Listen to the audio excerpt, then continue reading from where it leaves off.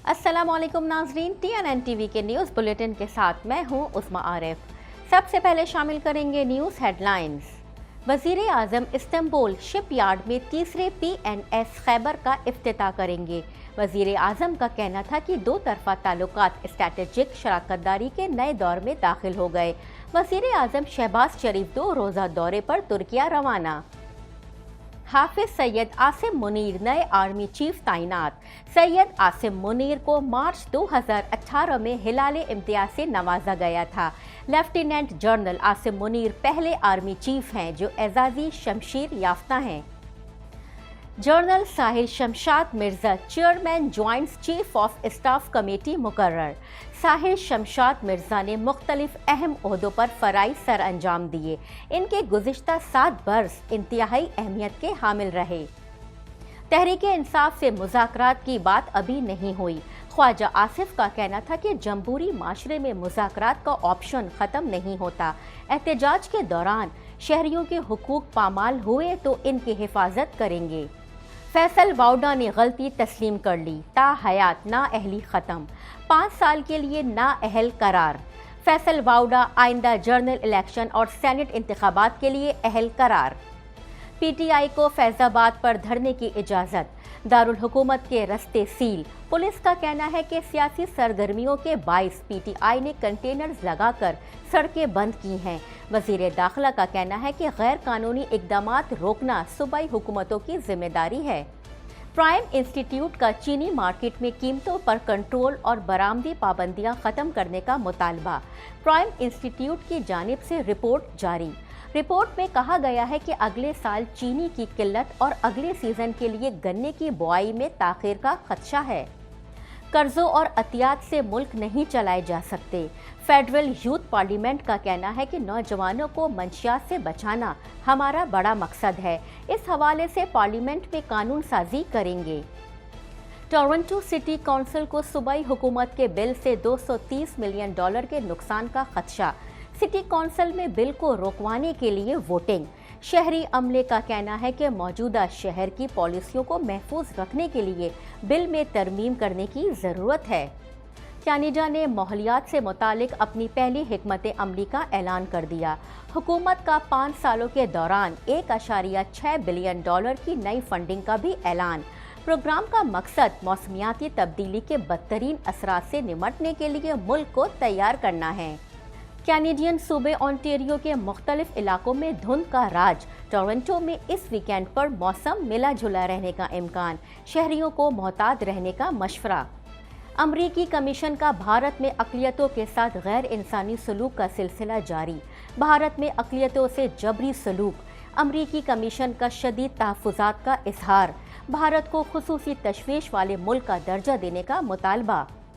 जद्दा में तूफ़ानी बारिशें, 2 अफराद हलाक, परवाज़ें मनसूख, तालीमी इदारे बंद। जद्दा और मक्का मुकरमा में मूसलाधार बारिश से फ़्लाइट्स ऑपरेशन और ट्रैफिक का निज़ाम मुतासिर। इस पूरे हफ्ते मज़ीद बारिशों का इम्कान है। हेडलाइंस आपने जानी और अब खबरें तफसील के साथ।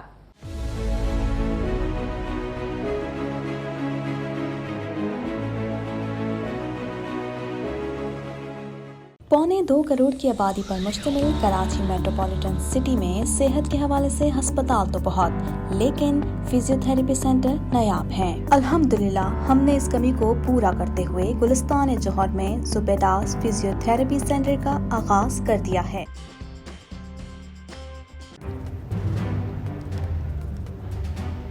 Islamic Finance TV, the only TV channel of the fastest growing Islamic economy in the world and the prime mover of Islamic finance news. Follow us on our social media handles and watch our reports and educational program at www.islamicfinancetv.com. For advertisement, please contact us at islamicfinancetv@gmail.com.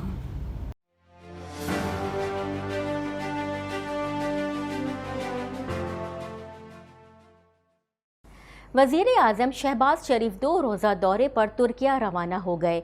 वो तुर्क सदर रजब Tayyip Erdogan की दावत पर दौरा कर रहे हैं।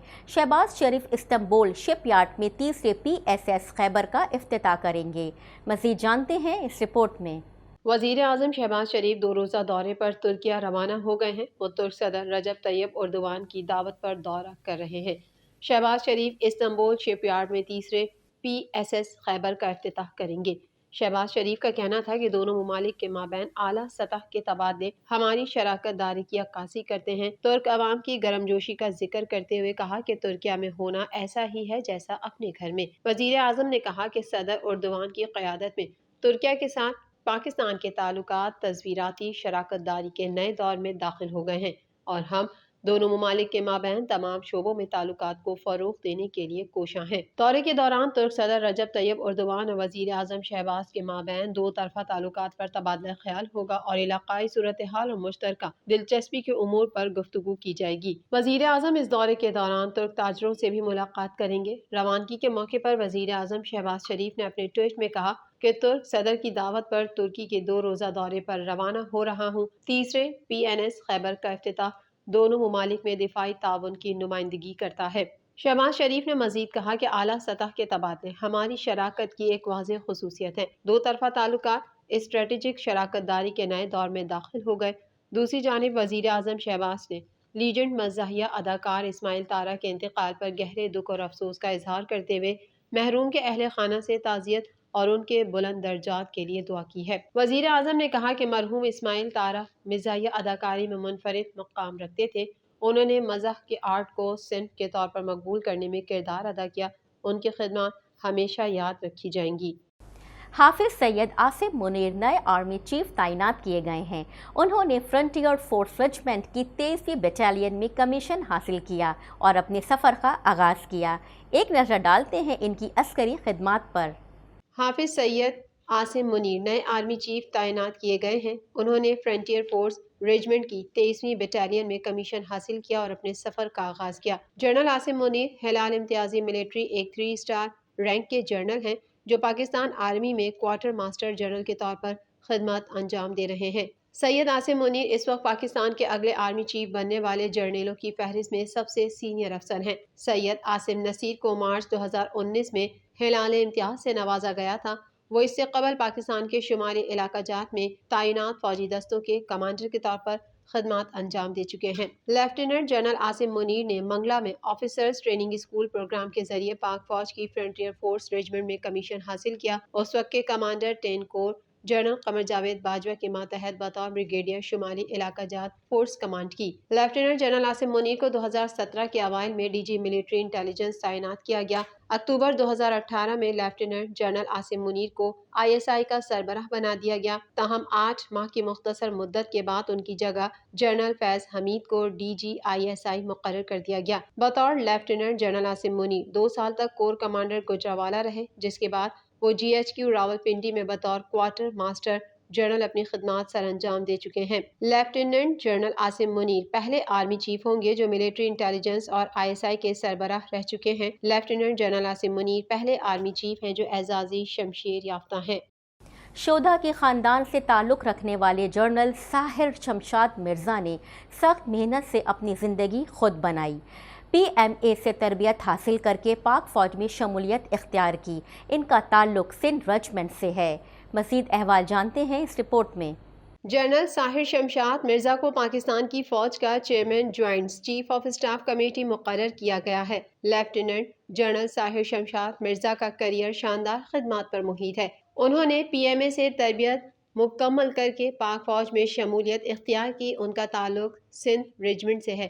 ان کے بارے میں کہا جاتا ہے کہ ان کے والد ان کے اوائل عمری میں ہی انتقال کر گئے تھے، جس کے بعد انہوں نے سخت محنت سے اپنی زندگی خود بنائی۔ لیفٹیننٹ جنرل ساحر شمشاد مرزا ایک فوجی تاریخ کے حامل ایسے خاندان سے تعلق رکھتے ہیں جس کے کئی افراد پاک فوج میں خدمات سر انجام دیتے ہوئے شہید ہو چکے ہیں، جن میں سے ان کے ایک کزن کرنل عامر بیگ لاہور میں ISI کے دفتر پر دہشت گردوں کے حملے میں، ایک کزن میجر عمر بیگ کشمیر کے زلزلہ زدگان کی امدادی سرگرمیوں کے دوران ایک حادثے میں، اور ایک اور کزن کیپٹن علی زلزلے کے دوران کشمیر میں پیشہ ورانہ امور کی انجام دہی کے دوران شہید ہوئے۔ لیفٹیننٹ جنرل ساحر شمشاد مرزا نے اپنے فوجی کیریئر کے دوران chief of general staff, corps commander Rawalpindi اور ڈی ایم او سمیت کئی اہم عہدوں پر خدمات انجام دی۔ ساحر شمشاد مرزا نے مختلف اہم عہدوں پر فرائض سر انجام دیے۔ ان کے گزشتہ 7 برس انتہائی اہمیت کے حامل رہے۔ وہ جنرل راحیل شریف کی مدت ملازمت کے آخری 2 برس کے دوران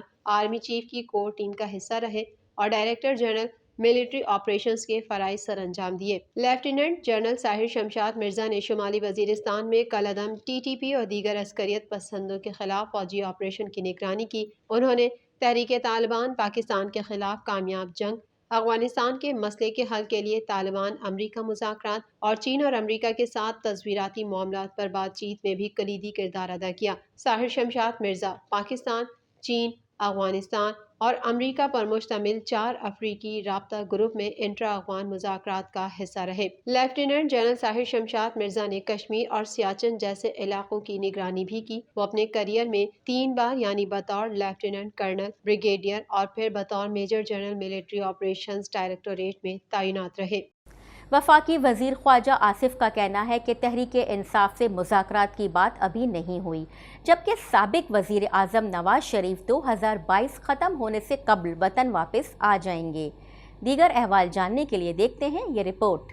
وفاقی وزیر خارجہ آصف کا کہنا ہے کہ تحریک انصاف سے مذاکرات کی بات ابھی نہیں ہوئی، جبکہ سابق وزیر اعظم نواز شریف 2022 ختم ہونے سے قبل وطن واپس آ جائیں گے۔ وفاقی وزیر دفاع خارجہ آصف نے قومی اسمبلی میں اظہار خیال کرتے ہوئے کہا کہ پاکستان تحریک انصاف کے احتجاج کے دوران شہریوں کے حقوق پامال ہوئے تو ان کی حفاظت کریں گے۔ احتجاج ہر کسی کا حق ہے، لیکن آئین اور قانون کی حد عبور نہ کی جائے۔ خواجہ آصف نے کہا کہ حکومت دوسرے سیکٹر سے پیسے نکال کر متاثرین کو دے رہی ہے۔ سیلاب متاثرین کے لیے سردیوں میں رات گزارنا امتحان ہے۔ سیلاب کی امداد کے لیے کسی سے نہیں پوچھا کہ کس پارٹی سے ہو۔ وزیر دفاع نے مزید کہا کہ وفاقی اور صوبائی حکومت کو آفت سے شکار متاثرین کو بلا تفریق امداد ملنی چاہیے۔ ایسے معاملات میں حکومت سیاسی ترجیحات پر کام نہیں کر رہی۔ خواجہ آصف کا کہنا تھا کہ احتجاج سب کا حق ہے، لیکن لوگوں کی نقل و حرکت اور روزگار متاثر نہیں ہونا چاہیے۔ وزیر دفاع نے کہا کہ جمہوری معاشرے میں مذاکرات کا آپشن ختم نہیں ہوتا۔ تحریک انصاف سے مذاکرات کی بات ابھی نہیں ہوئی۔ عمران خان نے شہباز شریف کی معیشت پر مذاکرات کی پیشکش ٹھکرا دی تھی، جبکہ معیشت اولین ترجیح ہونی چاہیے۔ سپریم کورٹ آف پاکستان نے Pakistan Tehreek Insaf P T I کے منحرف رہنما فیصل واؤڈا کے مستعفی ہونے اور غلطی تسلیم کرنے پر تاحیات نااہلی ختم کر دی۔ دیگر احوال جاننے کے لیے دیکھتے ہیں یہ رپورٹ۔ انسانوں نے بہت طاقت لگائی، لیکن اللہ نے دینا تھا تو اللہ نے دیا۔ سپریم کورٹ آف پاکستان نے پاکستان تحریک انصاف کے منحرف رہنما فیصل واؤڈا کے مستعفی ہونے اور غلطی تسلیم کرنے پر تاحیات نااہلی ختم کر دی۔ انہوں نے اپنی غلطی تسلیم کرتے ہوئے سینیٹر شپ سے بھی استعفیٰ دے دیا۔ سپریم کورٹ میں نااہلی کیس کی سماعت کے دوران فیصل واؤڈا نے امریکی شہریت سے متعلق جھوٹا بیان حلفی جمع کروانے پر سپریم کورٹ سے غیر مشروط معافی مانگ لی۔ استعفیٰ دینے کے بعد فیصل واؤڈا موجودہ اسمبلی کی مدت تک نااہل ہوں گے۔ فیصل واؤڈا نے سپریم کورٹ میں غلطی تسلیم کرتے ہوئے کہا کہ غلط بیان حلفی پر افسوس اور شرمندہ ہوں۔ سپریم کورٹ نے فیصل واؤڈا کے خلاف الیکشن کمیشن اور ہائی کورٹ کا فیصلہ بھی کالعدم قرار دیا اور فیصل واؤڈا کو اپنا استعفیٰ فوری چیئرمین سینٹ کو بھیجنے کا حکم دیا۔ عدالت نے فیصل واؤڈا کو آئندہ عام انتخابات اور سینٹ انتخابات کے لیے بھی اہل قرار دے دیا۔ دوران سماعت چیف جسٹس نے فیصل واؤڈا سے مکالمہ کرتے ہوئے کہا کہ آپ کہہ دیں کہ اس وقت کے قانون کے مطابق آپ رکن اسمبلی بننے کے اہل نہیں تھے۔ 15 جون 2018 کو آپ نے امریکی شہریت ترک کرنے کی درخواست دی، لیکن شہریت ترک کی نہیں تھی۔ غلطی تسلیم کرتے ہیں تو آپ موجودہ اسمبلی کی مدت شروع ہونے سے نااہل تصور ہوں گے۔ جسٹس منصور علی شاہ نے استفسار کیا کہ شہریت ترک کرنے کا سرٹیفکیٹ کب کا ہے اور اسمبلی رکنیت سے استعفیٰ کب دیا، جس پر فیصل واؤڈا نے بتایا کہ دوہری شہریت 25 جون 2018 کو ترک کی، جبکہ قومی اسمبلی کی نشست سے استعفیٰ 30 مارچ 2021 کو دیا تھا۔ قبل ازیں سپریم کورٹ کے باہر ایک صحافی کے سوال کا جواب دیتے ہوئے فیصل واؤڈا نے کہا کہ میں پی ٹی آئی میں نہیں ہوں۔ صحافی نے ان سے سوال کیا کہ سپریم کورٹ نے آپ کو 2 آپشنز دیے ہیں، کیا آپ اپنی غلطی تسلیم کریں گے؟ فیصل واؤڈا نے جواب دیا کہ عدالت جو حکم کرے گی میں وہی کروں گا۔ انہوں نے کہا کہ عمران خان آئیں گے، جلسہ کریں گے اور وہاں سے سیاست شروع ہوگی۔ عمران خان کے بارے میں نہ پہلے بات کی نہ اب تسلیم کروں گا۔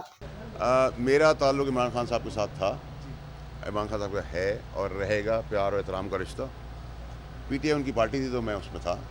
पाकिस्तान तहरीक इंसाफ को फैज़ाबाद के करीब धरने की इजाज़त मिल गई। दरी असना दारुल हुकूमत जाने वाले कई रस्तों को सील कर दिया गया।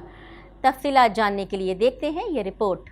पाकिस्तान तहरीक इंसाफ को फैजाबाद के करीब धरने की इजाजत मिल गई। दरी असना दारुल हुकूमत जाने वाले कई रास्तों को सील कर दिया गया। PTI के 26 नवंबर के लॉन्ग मार्च के हवाले से वजारत दाखिला में राना सनाउल्लाह की ज़ेर सदारत अमन व अमान से मुतालिक अहम इजलास हुआ। इजलास में PTI के जलसे या धरने के हवाले से हिकमत अमली पर गौर किया गया। वजीर दाखिला राना सनाउल्लाह ने कहा कि सियासी जमात की विफाक पर चढ़ाई को रोकना सूबाई हुकूमतों की आईनी जिम्मेदारी है। विफाक और उसकी इकाइयां मिलकर किसी भी गैर आईनी इकदामात को रोकने की पेशबंदी करें। चीफ सेक्रेटरीज यकीनी बनाएं कि कोई सरकारी मुलाजिम मंसूबे का हिस्सा ना बने। मीडिया रिपोर्ट के मुताबिक PTI को फैजाबाद के करीब धरने की इजाजत से मुतालिक रावलपिंडी इंतजामिया ने 56 नुकात पर मुश्तमिल इजाजतनामा जारी कर दिया है। इस सिलसिले में जारी नोटिफिकेशन में कहा गया है कि बरतानिया की क्रिकेट टीम खेलने के लिए रावलपिंडी पहुंच रही है, लिहाजा जलसा करने के बाद जगह को मुकम्मल तौर पर खाली किया जाएगा। नोटिफिकेशन में रावलपिंडी पुलिस को जलसे के लिए तमाम जरूरी सिक्योरिटी इकदाम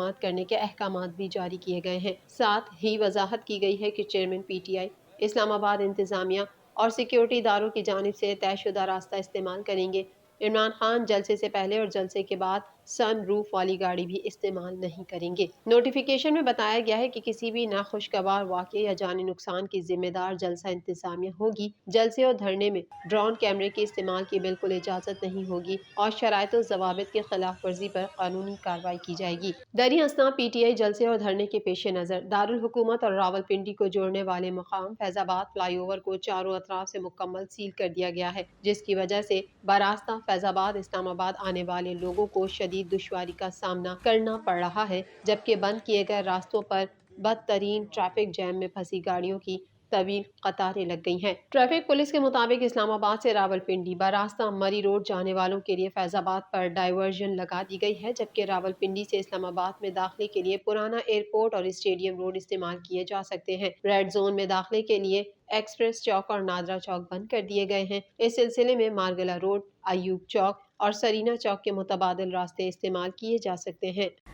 प्राइम इंस्टीट्यूट की जानिब से नई रिपोर्ट में कहा गया है कि शुगर मिल्स की जानिब से कार्टिलाइजेशन को रोकने और मुल्की मार्केट में इस्तेकाम के लिए रिफाइंड चीनी की दरामद की इजाज़त दी जाए। दीगर अहवाल जानते हैं इस रिपोर्ट में।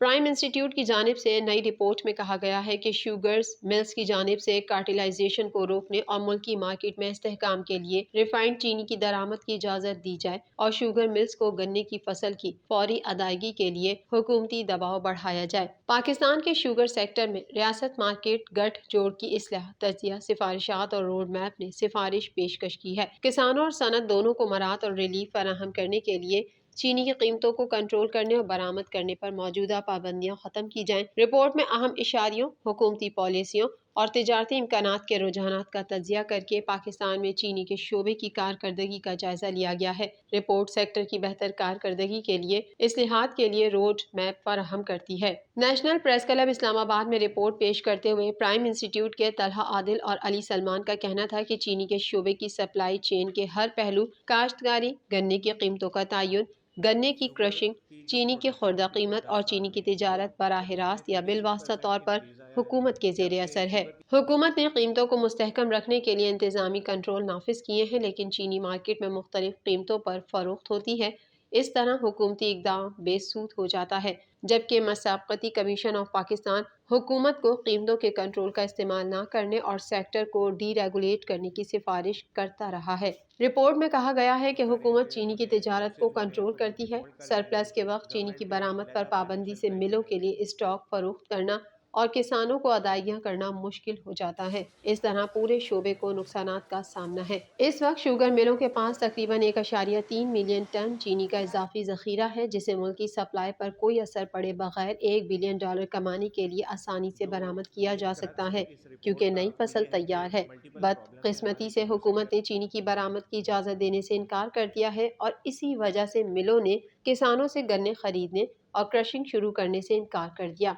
अगर ये मसला बरकरार रहा तो अगले साल चीनी की किल्लत और अगले सीजन के लिए गन्ने की बुआई में ताखीर होने वाली है।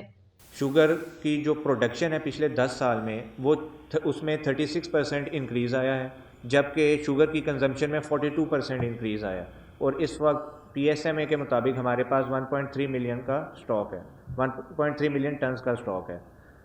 شوگر کی امپورٹ اور ایکسپورٹ کا جو ڈیسیجن ہے وہ گورنمنٹ ڈیسائیڈ کرتی ہے، گورنمنٹ کے پاس ہے وہ، اور مارکیٹ فورسز جو ہیں سپلائی، ڈیمانڈ اور پرائیویٹ سیکٹر اس کو الاؤ نہیں ہے۔ Federal youth parliament advisory board کے سربراہ کا کہنا ہے کہ پاکستان کو بزنس اسٹیٹ بنانے کی ضرورت ہے، کیونکہ ہمارا نوجوان 75 برس بعد بھی آج بھی روزگار کے لیے دھکے کھا رہا ہے۔ مزید جانتے ہیں اس رپورٹ میں۔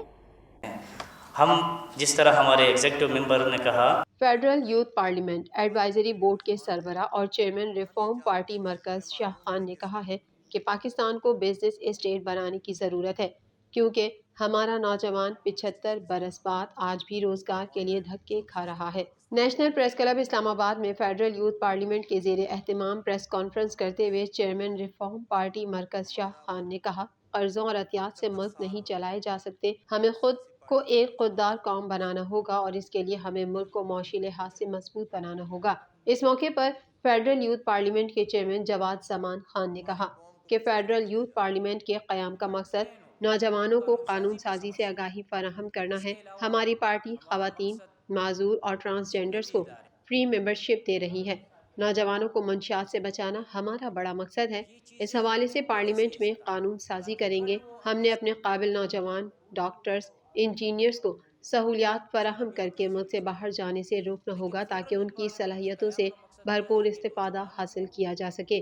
صدر FYP ابرار خلجی کا کہنا تھا کہ خیبر پختونخوا میں شاندار پذیرائی کے بعد اگلے ماہ سے پورے ملک میں رکنیت سازی کا عمل شروع کر رہے ہیں، جس کا آغاز دسمبر میں اسلام آباد سے ہوگا اور اس کے بعد فروری میں پنجاب، اپریل میں سندھ، جون میں بلوچستان اور اس کے بعد گلگت بلتستان اور آزاد کشمیر میں ہوگا۔ امید ہے کہ ملک کی دیگر علاقوں سے بھی اچھا رسپانس آئے گا۔ ہمارا مقصد کیا ہے؟ ہم نے نوجوانوں کو یہاں پہ بالکل ایک صحیح پلیٹ فارم مہیا کرنا ہے جس میں وہ سیکھے کہ قانون سازی کیا ہوتی ہے، اسمبلی سے بل کیسے پاس کیا جاتا ہے، اسمبلی میں اسپیکر کا کیا رول ہوتا ہے، اسمبلی میں اگر صوبائی اسمبلی ہے تو وزیر اعلیٰ کا کیا رول ہوتا ہے، اگر قومی اسمبلی ہے وزیر اعظم کا کیا رول ہوتا ہے۔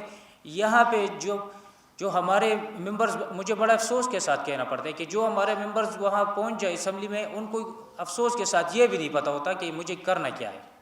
مزید خبریں بھی بلیٹن کا حصہ ہوں گی، مگر یہاں لیتے ہیں ایک چھوٹا سا بریک۔